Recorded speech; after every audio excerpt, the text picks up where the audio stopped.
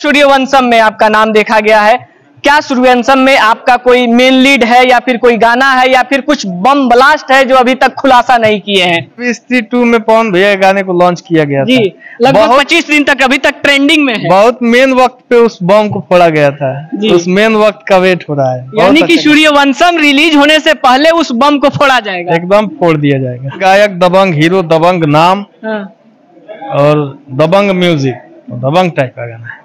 बहुते दुलार प्यार मिले ससुरार से, घर हमर भरल बा सुपर स्टार से, एगो पेन्हे जीन्स एगो घूमे कुर्ता झारी हो रामा, पियाबा पवन सिंह हउमे देवरा खेसारी हो रामा।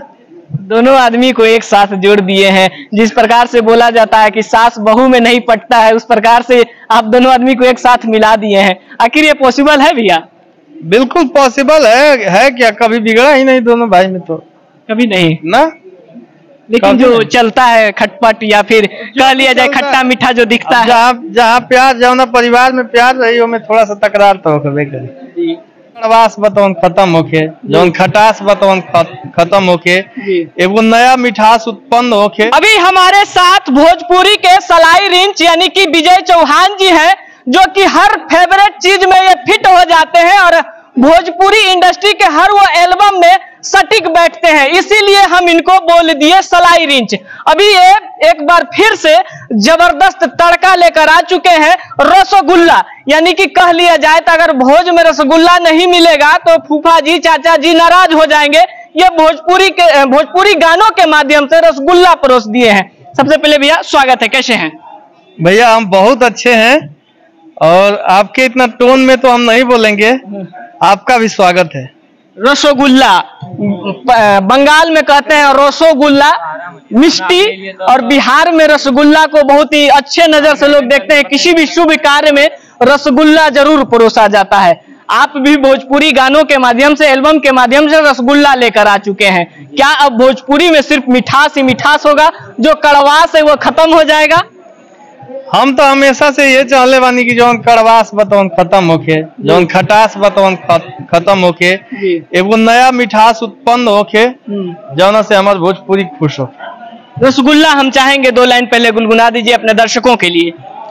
कि बड़ बदमाशी कहे करेला, हमारा के देखी देखी जहरेला मरेला, कि तारा डरे कबल जियो में न जाई का, कि हई गोरे गोरे, हई गोरे गोरे गाल गुल गुलाए जान, रसगुल्ला समझ के खा जाई का। बिल्कुल, रसगुल्ला समझ के भैया खाइए या फिर खिला दीजिए, ये तो आपका बड़प्पन होगा। खिलाइएगा कि खाइएगा?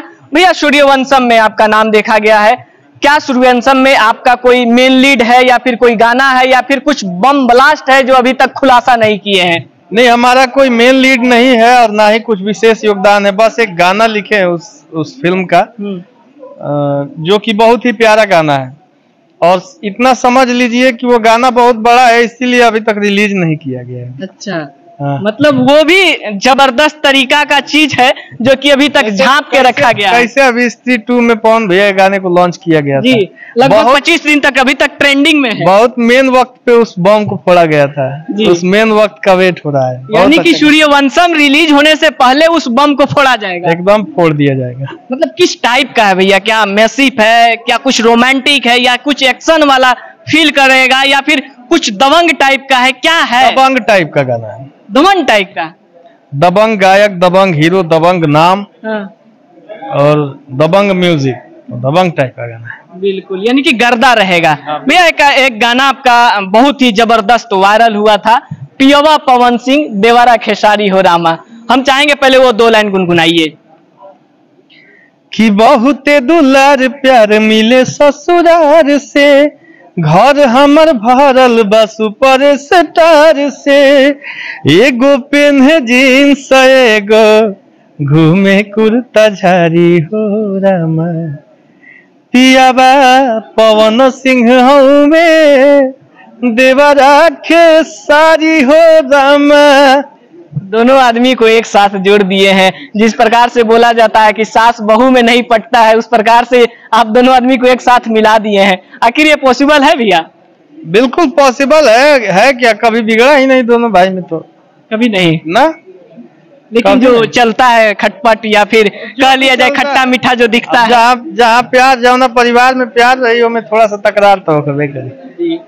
जी। चलते चलते एआर म्यूजिक के लिए क्या कुछ कहेंगे? एआर म्यूजिक चैनल के आप सब ज्यादा से ज्यादा संख्या में सब्सक्राइब करें, प्यार दी, आशीर्वाद दें। नमस्ते। बहुत बहुत धन्यवाद भैया, आप अपना कीमती समय दिए। बाकी आपका क्या प्रतिक्रिया, अपना राय रसगुल्ला के लिए जरूर बताइएगा। फिर मिलते हैं कोई और अपडेट के साथ, तब तक के लिए जय हिंद।